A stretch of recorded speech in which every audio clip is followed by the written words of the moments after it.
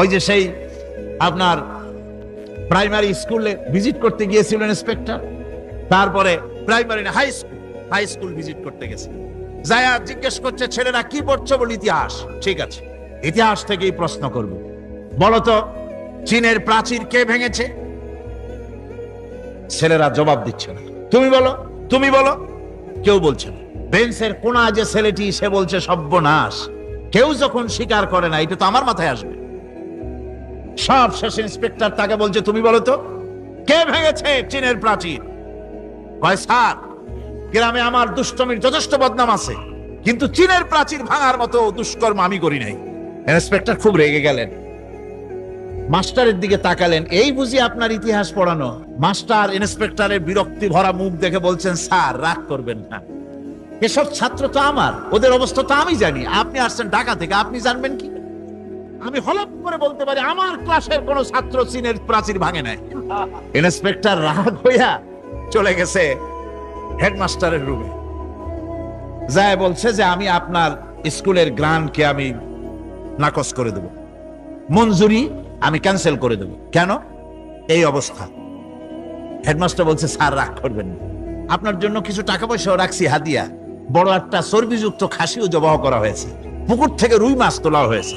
তারপরেও আমার ছাত্ররা, টিচাররা বলার পরেও যদি আপনার সন্দেহ হয়ে থাকে যে আমার ছাত্ররাই ভাঙছে, তো ওই আপনি অসন্তুষ্ট হবেন না, রাগ করবেন না স্যার, ওই প্রাচীর ভাঙতে যা খরচ লাগে আমি কিছু খরচ দেবো, তো আপনি রাগ করেন না। এখন চিন্তা করেন, স্কুলের ছাত্র থেকে শুরু করে হেডমাস্টার পর্যন্ত জ্ঞানের বহর। কোরআনে কারিমে রব্বুল আলামিন বলেন, উল্টাপাল্টা না হওয়ার কারণ শোনো, এই পৃথিবীর বুকে যত বই কিতাব আছে, যত ধর্ম পুস্তক আছে, সব পরিবর্তন হয়েছে, তারমিম তারিফ হয়ে গেছে। বাইবেলের অবস্থা তো এমন, বাইবেল সম্পর্কে বর্তমানে বলা হচ্ছে ওর ভিতরে আল্লাহর একটা ওয়ার্ডও নাই। বর্তমান বাইবেলে আল্লাহর একটা বর্ণ নাই, এত উলট পালট সর্বনাশ হয়ে গিয়েছে। এখন তারা মুসলমানদেরকে গ্রহণযোগ্য করাবার জন্য দেখুন, ষড়যন্ত্র একরকম না, হাজারো রকমের ষড়যন্ত্র।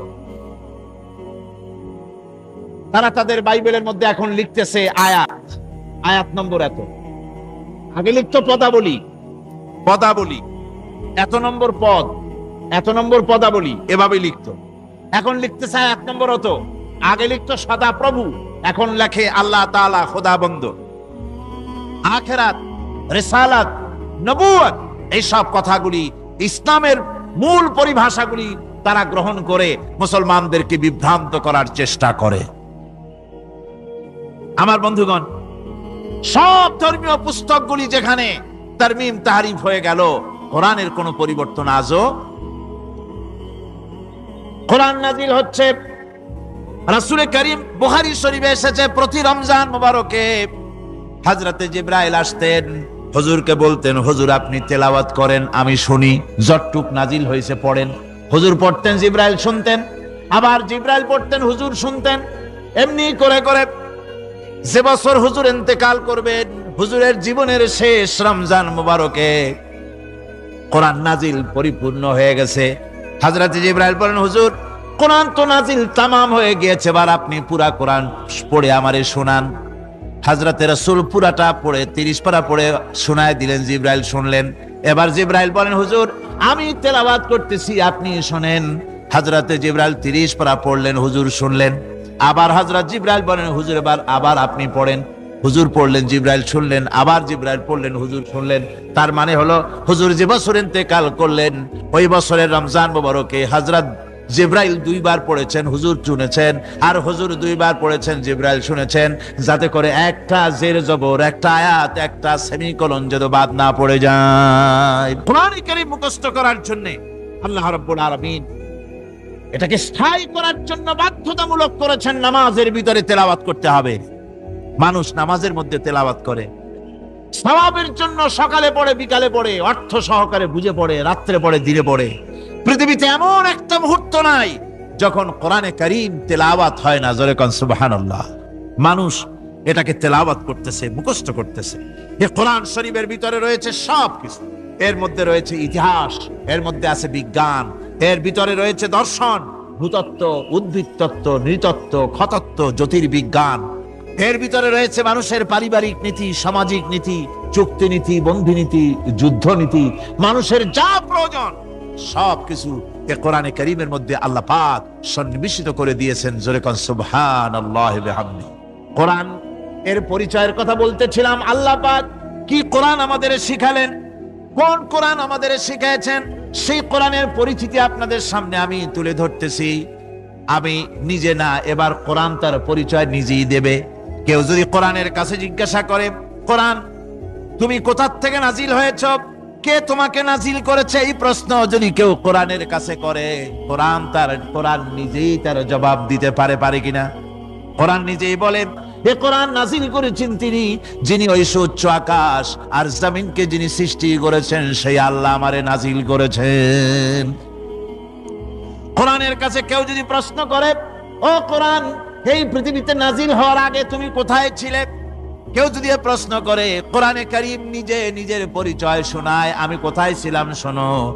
বাল হুয়া কুরআনুম মাজিদুন ফি লাউহিম মাহফুজ, বরং এই কিতাব অতীব মর্যাদা সম্পন্ন সুরক্ষিত ফলকে লিপিবদ্ধ ছিল, আমি ছিলাম লৌহে মাহফুজে, সেখান থেকে এসেছি। যদি কেউ প্রশ্ন করে, কোরআন কি, কোরআন তুমি কার উপরে অবতীর্ণ হয়েছ, জবাব কোরআন নিজেই দেয়, ওয়া আমিনু বিমা নুজিলা আলা মুহাম্মাদ ওয়া হুয়াল হাক্কু মির রাব্বিহিম, ঈমান আনো সেই জিনিসের উপরে যেটা মুহাম্মদ সাল্লাল্লাহু আলাইহি ওয়াসাল্লামের উপর অবতীর্ণ হয়েছে। আবার অন্য আয়াতেও জবাব পাওয়া যায়, তাবারাকাল্লাযী নাযালাল ফুরকানা আলা আবদিহি লিয়াকুনা লিল আলামিনা নাযীরা, অতীব বরকতপূর্ণ মহান সত্তা সেই আল্লাহ রাব্বুল আলামিন, যিনি তার বান্দার পরে ফুরকান অবতীর্ণ করেছেন। সুবহানাল্লাহি ওয়া বিহামদিহি। কোরআনের নাম আমি বলেছিলাম শুধু কোরআন নয়, অনেক নাম আছে। কোরআনের আরেক নাম ফুরকান। কোরআনের আরেক নাম কি? আল ফারকু বাইনাল হক্কি ওয়াল বাতিল। কোরআন হচ্ছে সেই মহাসত্য যা মিথ্যা এবং সত্যের মধ্যে পার্থক্য সূচিত করে, মঙ্গল এবং অমঙ্গলের মধ্যে পার্থক্য সৃষ্টি করে, যা সত্য এবং মিথ্যার মধ্যে তাফরিকা সৃষ্টি করে, সত্যকে মানুষকে বুঝিয়ে দেয়, তার নাম হচ্ছে ফুরকান। এবার যদি প্রশ্ন করা হয়, ও কোরআন বুঝলাম তুমি লৌহে মাহফুজে ছিলে, বুঝলাম তুমি নবীজির উপরে নাজিল হয়েছো, এবার বলো তুমি কোন মাসে নাজিল হয়েছো, তুমি তো আসছিলা প্রথম, কোন মাসে নাজিল হয়েছো? এ প্রশ্ন যদি কেউ করে, কোরআন তার জবাবে বলবে, রমজানের পবিত্র মাসে আমি অবতীর্ণ হয়েছি। সুবহানাল্লাহ।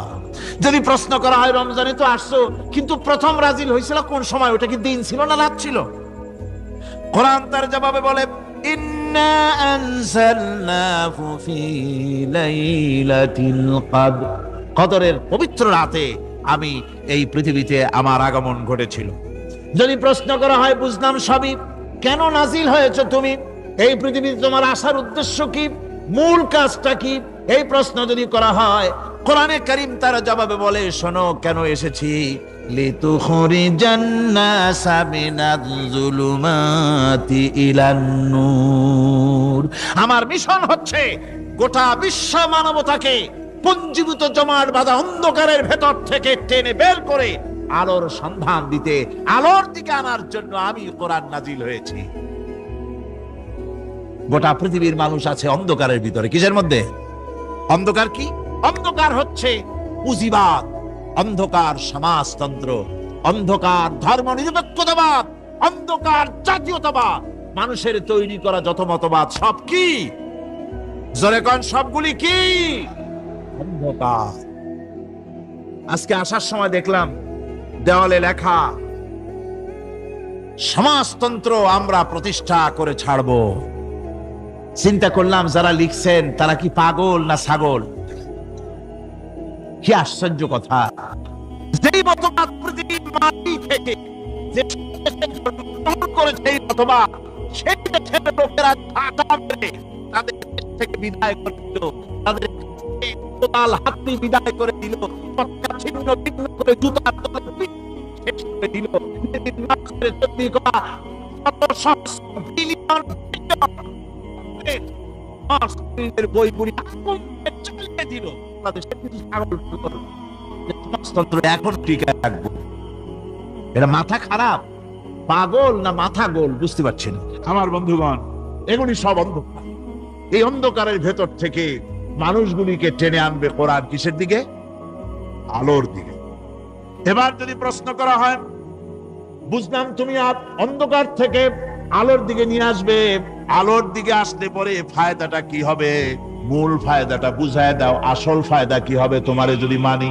কোরআন তার জবাব দেয়, নিজের পরিচয় নিজে তুলে ধরে। এই কোরআনকে যদি মেনে চলো, এই কোরআনের আইন যদি মানো, সমাজে মানো, ব্যক্তিতে মানো, পরিবারে মানে, রাষ্ট্রে মানো, জীবনের সব ক্ষেত্রে সমস্ত জায়গায় যদি এই কোরআনকে মেনে চলো, ফালা খাউফুন আলাইহিম, তাহলে তোমাদের কোনো ভয় থাকবে না, ওয়ালা হুম ইয়াহজানুন, কোনো চিন্তাও থাকবে না।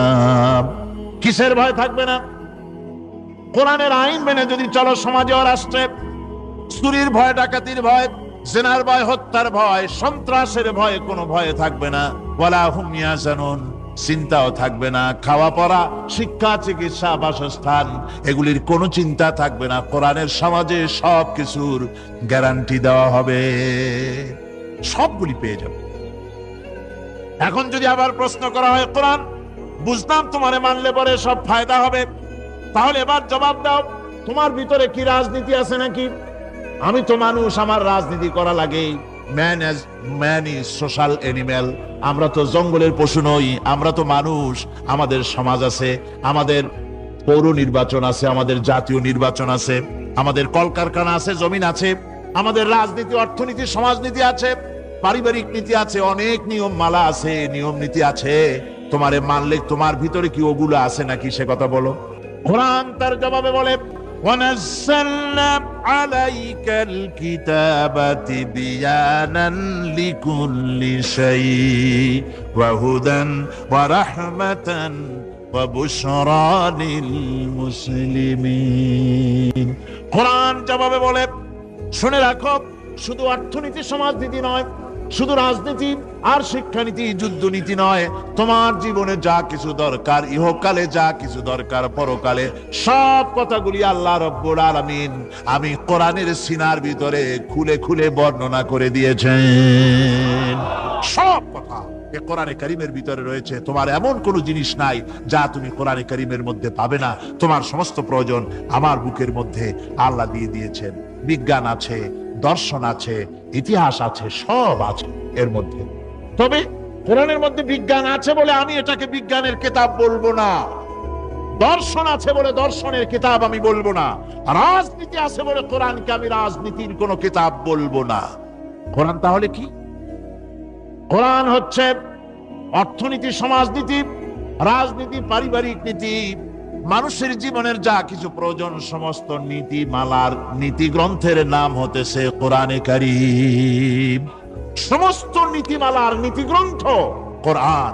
এখানে রয়েছে সব কিছুর উৎস, যেটা গ্রহণ করলে পরে মানুষ আরামে থাকতে পারবে। অমুসলিম নাগরিক বৃন্দ তাদের নাগরিক মর্যাদা পাবে। মুসলমান, কৃষক, নারী, চিকিৎসা, কৃষিবিদ, সাধারণ মানুষ, রং, বর্ণ, ভাষা নির্বিশেষে গোটা মানব সভ্যতা আরামে বাস করতে পারবে। পশু পাখিও আরামে থাকবে, গাছপালাও আরামে থাকবে, যেহেতু নির্দেশ হয়েছে বিনা প্রয়োজনে গাছের পাতাটিও ছিল না। ইসলামের সমাজ যদি চালু হয়, গাছেরাও আরাম পাবে, পাহাড়ও আরাম পাবে।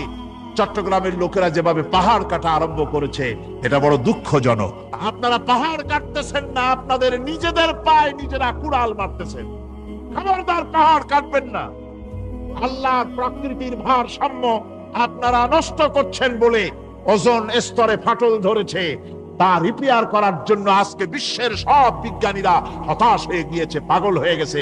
কেমনে এই ওজোন স্তরের ফাটলকে রিপেয়ার করব? ওজোন স্তরটা কি? ওজোন স্তর হচ্ছে সুবহানাল্লাহ, আল্লাহর যে কত দয়া। সূর্য, সেই সূর্যের রয়েছে আলট্রা ভায়োলেট রে, যাকে বাংলায় বলা হয় অতি বেগুনি রশ্মি। যে রশ্মিটা সৃষ্টি জগতে যদি আসে আর তা যদি কোনো প্রাণীর শরীরকে টাচ করে, তাহলে সমস্ত প্রাণী ক্যান্সার হয়ে, এক্সিমা হয়ে, বিখাউস হয়ে, অ্যাজমা হয়ে সমস্ত প্রাণী মরে যাবে, কেউ বাঁচবে না। মারাত্মক রশ্মি। সেই রশ্মিটা যাতে সৃষ্টি জগৎকে টাচ করতে না পারে, সেজন্য আল্লাহ পাক একটা ওজনের স্তর তৈরি করেছেন। ওখানে এসে ওটা বাধাপ্রাপ্ত হয়, পৃথিবীর মাটিতে আসে না। যা কিছু পৃথিবীর মানুষের জন্য, পৃথিবীর জন্য কল্যাণকর, সেগুলি সূর্য থেকে আসতে থাকে। সুবহানাল্লাহ ওয়া বিহামদিহি। যেটা ক্ষতিকর সেটা আল্লাহ পাক আটকায় রাখেন। এখন সেই ওজনের স্তরে ফাটল ধরলো। কেমনে ফাটল ধরলো? ফাটল আপনি আমি ধরাইছি। আপনি বলবেন যেটা কেমন কথা, আমি তো ওইখানে যাই নাই, আমি ফাটল ধরাইলাম কেমনে? আপনি আমি ওজনের স্তরে ফাটল ধরিয়েছি, তার অর্থ এই নয় যে আপনারা গিয়ে ওখানে কুড়াল মারিয়ে ওটারে ভাঙছেন। তাহলে ওটা কি হয়েছে?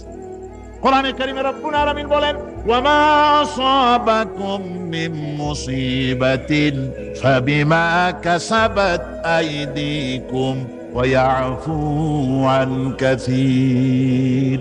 যত বিপদ তোমাদের উপর আরোপিত হয়, সমস্ত বিপদ তোমাদের দুই হাতের কামাই করা। কে বলছেন? আল্লাহ পাক। ওজনের স্তরে ফাটল ধরেছে, এটা বিপদ। বিশ্ব সমস্ত মানব সভ্যতা সৃষ্টি জগতের জন্য বিপদ। এই বিপদের জন্য দায়ী পৃথিবীর মানুষ। কিরকম?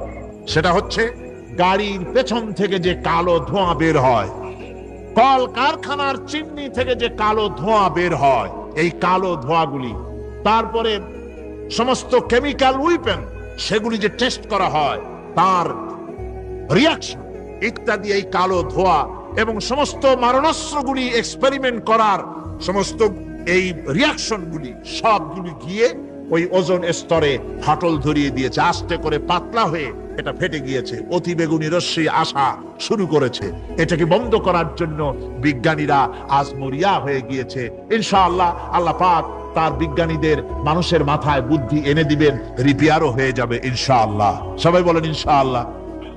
তাহলে বললাম কেন এ কথাটা? এই জন্য বললাম যে কোরআনে কারীমের মধ্যে আল্লাহ রাব্বুল আলামিন সব কথা বলে দিয়েছেন, কোনো কথা বাদ রাখেন নাই। পাহাড়গুলি ভেঙে আমরা ক্ষতি করতেছি, গাছগুলি কেটে আমরা ক্ষতি করতেছি, প্রকৃতির ভারসাম্য নষ্ট করে দিচ্ছি, ফলে সমুদ্রের পানি স্ফীত হচ্ছে, ভূমিকম্প বাড়তেছে, ঘূর্ণিঝড় হচ্ছে, টর্নেডো হচ্ছে, পৃথিবী বিধ্বস্ত হয়ে যাচ্ছে, ক্লাইমেটের পরিবর্তন আসছে। আজকে পৌষ মাস, দেখেন বাংলা ভাষাকে কত মহব্বত করি। যদি বলি আজকে ডিসেম্বরের কত তারিখ, গড়গড় করে মুখস্থ হয়ে যাবে। বাংলারে খুব ভালোবাসি, মাসটার তারিখ বলতে পারলাম না, দুঃখিত। এই হলো আমাদের ভালোবাসা। আজকে পৌষ মাসের অর্ধেক শেষ হয়ে যাচ্ছে, অথচ মনে হচ্ছে শীত যেন তার শ্বশুর বাড়ি বেড়াতে গেছে। এই যে অবস্থা, এই অবস্থা শুধু বাংলাদেশে নয়, গোটা পৃথিবীতে ক্লাইমেটের একটা বিরাট পরিবর্তন আসতেছে, একটা বড় রকমের পরিবর্তন আসতেছে। এর কারণ হচ্ছে এই পৃথিবীর মানুষেরা নিজেরাই প্রকৃতির ভারসাম্যকে নষ্ট করে দিয়েছে। এই ভারসাম্য নষ্ট হওয়ার কারণে আবহাওয়ার পরিবর্তন হচ্ছে, সামুদ্রিক জলোচ্ছ্বাস বাড়তেছে, ভূমিকম্প, আগ্নেয়গিরি ইত্যাদি হচ্ছে এবং পৃথিবীর মানুষ বিধ্বস্ত হচ্ছে। বলতেছিলাম এই কোরআনে কারীমের মধ্যে আল্লাহ পাক সব কথা বলে রেখেছেন। যদি জানতাম, বুঝতাম, তাহলে এই অবস্থার সৃষ্টি হতো না। এটা বিজ্ঞানের বই নয়, রাজনীতির বই নয়, সমাজনীতির বই নয়, বরং সমস্ত নীতিমালার উচ্চ জ্ঞানের উচ্চ হচ্ছে আল কোরআন। জ্ঞানের উচ্চ কি? আরো জোরে বলেন, জ্ঞানের উচ্চ কি? আল কোরআন। পবিত্র কোরআনে এমন এমন ঘটনা আল্লাহ পাক বলেছেন যা ষষ্ঠ শতাব্দীর দুনিয়া এ সম্পর্কে কিছুই জানতো না। অবশ্য কিছু কিছু ঘটনা ইহুদিদের কিতাবে অতিরঞ্জিত আকার এবং বিকৃত অবস্থায় এসেছে, কিন্তু কোরআনে কারীম দুনিয়ার মানুষকে আদম সৃষ্টি, নূহের বন্যা, তারপরে মুসা আলাইহিস সালাম ফেরাউনের ঘটনা, ইব্রাহিম আলাইহিস সালামের নমরুদের ঘটনা এবং ইউসুফ আলাইহিস সালামের কাহিনী সবগুলিকে সুন্দর করে কোরআন শরীফ উপস্থাপনা করেছে রাসূলের মাধ্যমে, যা পৃথিবীর ইতিহাসে কেউ জানতো না। সেগুলি আল্লাহ পাক জানাইছেন কিভাবে? কোরআনে কারীম বলছে, তিলকা মিন আম্বাইল গায়বি নুহিহা ইলাইকা মা কুনতা তা'লামুহা আনতা ওয়ালা কওমুকা মিন ক্বাবলি হাযা। এ হলো সব অজ্ঞাত ঘটনা। সমস্ত ঘটনাগুলি আল্লাহ পাক তার হাবিবকে শুনিয়ে বলে দিলেন, সব অজ্ঞাত ঘটনা যা তুমি জানতে না, তোমার কোনো জানা ছিল না, আমি ওহীর মাধ্যমে তোমাকে সব জানাইছি। ইউসুফ আলাইহিস সালামকে যখন তার ভাইয়েরা কুয়ার মধ্যে ফেলে দিতেছিল, তখন তুমি উপস্থিত ছিলে না, এই ঘটনা ওহীর মাধ্যমে আমি জানালাম। মুসা আলাইহিস সালামকে যখন ফেরাউন দরিয়ার ভিতরে ফেলে দিল, সেই সময় তুমি সিনাই পর্বতের পাশে দাঁড়িয়ে সব দৃশ্য লক্ষ্য করনি, অথচ আমি ওহির মাধ্যমে সব তোমাকে খুলে খুলে বলে দিয়েছি। আল্লাহ পাক সমস্ত ঘটনাগুলিকে বলে বলে কোরআন শরীফের মধ্যে সব সাজিয়ে দিলেন, বলে দিলেন। তিনি বললেন, ওয়ামা কুনতা বিজানিবিল গারবি ইয কাদাইনা ইলা মুসাল আমরা ওয়ামা কুনতা মিনাশ শাহিদিন। ফিরআউন যে মুসার সঙ্গে যে ব্যবহারটা করলো, এ সময় সেখানে তুমি উপস্থিত ছিলে না, আমি ওহীর মাধ্যমে তোমাকে তা জানিয়েছি। কাযালিকা নাকুসসু আলাইকা মিন আনবাই মা ক্বাদ সাবাকা ওয়া ক্বাদ আতাইনাকা মিন লাদুন্না যিকরা। আল্লাহ পাক বলেন, এভাবে আমি আপনার কাছে অতীত ঘটনাবলী ওহীর মাধ্যমে নিখুঁতভাবে আপনার সামনে সব বলে দিয়েছি। আমার ভাইয়েরা, এই বিশ্বলোকে ঊর্ধ্ব লোক সম্পর্কে নিয়ে ভুল তথ্য বর্ণনা আল্লাহ পাক করে দিয়েছেন কোরআনের মাধ্যমে। 1665 খ্রিস্টাব্দে স্যার আইজাক নিউটন তিনি আবিষ্কার করলেন মাধ্যাকর্ষণ শক্তিকে। এই মাধ্যাকর্ষণ শক্তি, ল অফ গ্রাভিটেশন, এ সম্পর্কে মানুষের এই থেকে কিছু জানলো, কিন্তু আজ থেকে 1400 বছর আগে আল্লাহ রাব্বুল আলামিন তার উম্মি নবী, যিনি কোনো বিজ্ঞানাগারে লেখাপড়া করেন নাই, কোনো সায়েন্স রিসার্চ করেননি, যিনি কোনো কলেজ ইউনিভার্সিটিতে পড়াশোনা করেননি, তার মাধ্যমে জানিয়েছেন মাধ্যাকর্ষণ শক্তির কথা। কোরআন বলছে, ইন্নাল্লাহা ইউমসিকুস সামাওয়াতি ওয়াল আরদা আন তাজুলা। এই পৃথিবী এবং সমস্ত গ্রহ উপগ্রহকে আল্লাহ পাক বলছেন, আমি এমন এক শক্তি দিয়েছি যে শক্তির মাধ্যমে একটা আরেকটাকে আকর্ষণ করে রাখছে। এই পৃথিবীতে মাধ্যাকর্ষণ শক্তি শুধু পৃথিবীর নাই, সূর্যের আছে, মঙ্গলের আছে, নেপচুনের আছে, ইউরেনাসের আছে, বৃহস্পতির আছে। প্রত্যেকটি গ্রহের আলাদা আলাদা মাধ্যাকর্ষণ শক্তি আছে, আর এই শক্তির বলে একটা আরেকটাকে টেনে ধরছে, যাতে করে বিচ্ছিন্ন হয়ে না যায়, যাতে করে ধ্বংসপ্রাপ্ত না হয়। এগুলি আল্লাহ পাক এই তত্ত্বগুলি কোরআনে কারীমের মধ্যে বলেছেন। ফলে মরিস বুকাইলির মতো লোক, যিনি ফরাসি দার্শনিক, তিনি বলেছেন দুনিয়ার সমস্ত বিজ্ঞানীদের থিওরি হচ্ছে এই যে বিজ্ঞানের কোন থিওরি ফাইনাল নয়। আজ একটা হচ্ছে, কাল সেটাকে পরিবর্তন করে নতুন আরেক থিওরি আসতেছে। কিন্তু কোরআনে কারীমের মধ্যে, আমি মরিস বুকাইলি বলছেন, কোরআন শরীফের ভিতরে আমি যে বিজ্ঞানের তথ্য পেয়েছি, থিওরি পেয়েছি, তার কোনো পরিবর্তন আজও হয় নাই, ভবিষ্যতেও হওয়ার কোনো সম্ভাবনা নাই। মরিস বুকাইলি মনে করেছিলেন বেদ আর বাইবেলে যেমন ভুল আছে, কোরআন শরীফে ওই রকম ভুল আছে, নাউজুবিল্লাহ। সেই জন্য তিনি আরবি শিখলেন কোরআন বোঝার জন্য, ভুল ধরার জন্য। কোরআন শিখলেন কি জন্য? ভুল ধরার জন্য। আর এমন শেখা শিখছেন, ওই আরবি শিক্ষা মানে আমাদের দেশের লোকদের মতো আনাকুম জানাকুম শেখে নাই, ভালো করেই শিখছে, ভালো করেই মুখস্থ করেছেন, তার ভালো করে আরবি শিখেছেন, তারপরে কোরআন শরীফ পড়েছেন, তারপরে তিনি এ কোরআন পড়ে তেলাওয়াত করে বুঝে এরপরে তিনি বই লিখেছেন the Bible, the Quran and science. এই বইয়ের মধ্যে তিনি পরিষ্কার লিখেছেন, কোরআন পড়লাম, এর ভিতরে একটা নকতা দেওয়ার, একটা কলমের ফোঁটা দেওয়ার জায়গা কারো নাই। কোরআন নিঃসন্দেহে মহান স্রষ্টা আল্লাহ রাব্বুল আলামিনের মানুষের বানানো কিতাব, এটা হতে পারে না। সুতরাং কোরআন শরীফের মধ্যে আল্লাহ পাক সব কথা বলে দিয়েছেন। বিজ্ঞানের সাথে কিন্তু কোরআনের সংঘর্ষ নাই। অনেকে মনে করে যে বিজ্ঞান আর কোরআন এর মধ্যে বিরাট সংঘর্ষ। না, বিরাট সংঘর্ষ নয়, দুই একটা পয়েন্টে সংঘর্ষ থাকতে পারে। অধিকাংশ ব্যাপারই বিজ্ঞান, আমি মনে করি বিজ্ঞানের আবিষ্কার যত বাড়বে, কোরআন বোঝা মানুষের জন্য তত সহজ হবে, এটা আমার ধারণা। বিজ্ঞানের সাথে দুই একটা পয়েন্টের উপরে সংঘর্ষ আছে, যেমন চন্দ্র এবং সূর্য সম্পর্কে, সৌরজগৎ সম্পর্কে Copernicus, Kepler, Galileo, Newton, Einstein মহাশূন্য সম্পর্কে যে সব বক্তব্য রেখেছেন, সেসব বক্তব্যের সাথে কোরআন শরীফের কিছুটা বৈপরীত্য রয়েছে। যেমন কেউ বলেছেন সূর্য ঘোরে, পৃথিবী স্থির, কেউ বলে সূর্যের চতুর্দিকে পৃথিবী ঘোরে, কেউ কয় চন্দ্র ঘোরে, কেউ কয় আমরা কি আর বসে থাকি, আমরাও ঘুরি। কিন্তু আসলে ঘোরেটাকে কে ঘোরে, এ ফয়সালা কে দেবে? কে দিবে বলুন তো? হ্যাঁ, ঠিক বলেছেন, আল্লাহই দিবেন, কারণ এগুলি সৃষ্টি করেছেন কে? এবার শুনুন, এই বিতর্কের মীমাংসা আল্লাহ পাক করছেন কোরআনে কারিমে বহু আগে।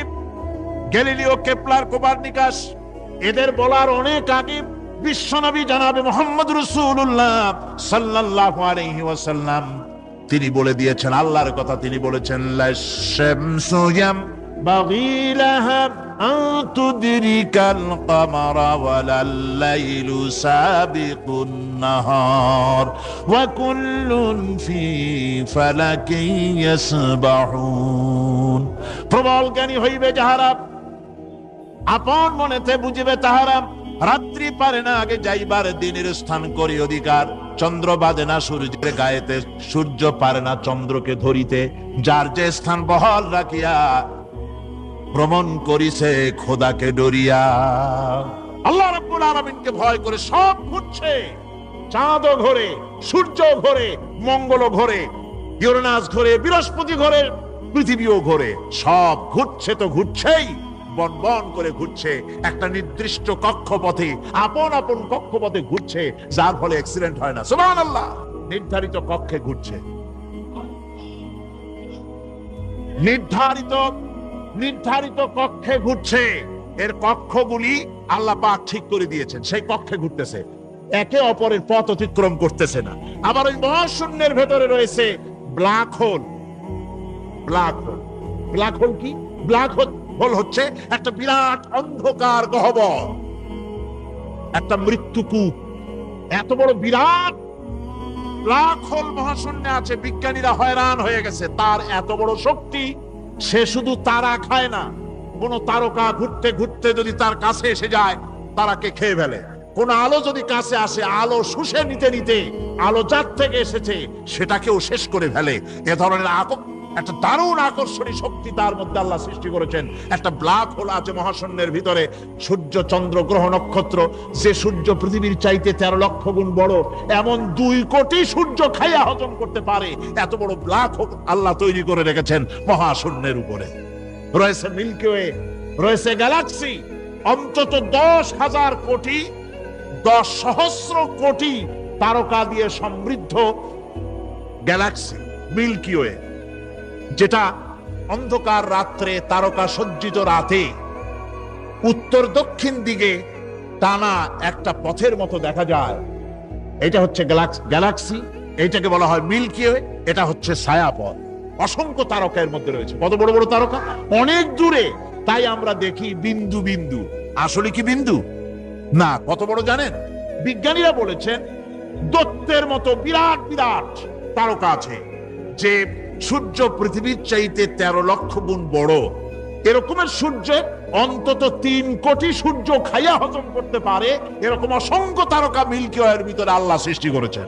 আর মানুষ লাফায়, 4 আঙ্গুল মানুষ খালি লাফ দেয়, মোষ কতগুলো রাখিয়া, কোন আনন্দে লাফা! কি শক্তি তোমার! মহাশূন্যের তুলনায় এই পৃথিবীর অবস্থান কি জানেন? এই জন্য যত বেশি পড়াশোনা করবেন মাথা নত হয়ে যাবে। কমিউনিস্ট হয় ছাগলেরা, বুদ্ধিমান কোনোদিন কমিউনিস্ট হয় না। কারা কমিউনিস্ট হয়? যাদের আকল নাই, যাদের জ্ঞান নাই, বুদ্ধি নাই, ওরাই কমিউনিস্ট হয়। কোন চিন্তাবিদ, কোন বিজ্ঞানী কমিউনিস্ট হয় না। মাথা নত হয়ে যায়, আল্লাহর এই সৃষ্টি দেখে পাগল হয়ে যায়। নিঃসন্দেহে আল্লাহ আছেন, নইলে পরে এগুলি হয় কি? আমি চিন্তা করে পাই না কমিউনিস্ট হয় কেমন, কতখানি পাগল হইলে হয়। ছোট্ট একটা রুমাল দেখলে মনে করি কোন তাঁতি এটারে বানাইছে। একটা এই কি জানি কয় মাইক দেখলে মনে করি কেউ এটাকে বানাইছে। টেবিল দেখলে মনে করি কেউ বানাইছে। ফ্রিজ দেখলে মনে করি বানাইছে কেউ। একটা সুই দেখলে মনে করি কেউ এটাকে বানাইছে। আর এই বিশাল পৃথিবী, ওই বিশাল আকাশ, কমিউনিস্টরা কয় এমনি এমনি হয়েছে। কয় বোতল খায় দৈনিক আল্লাহ জানে।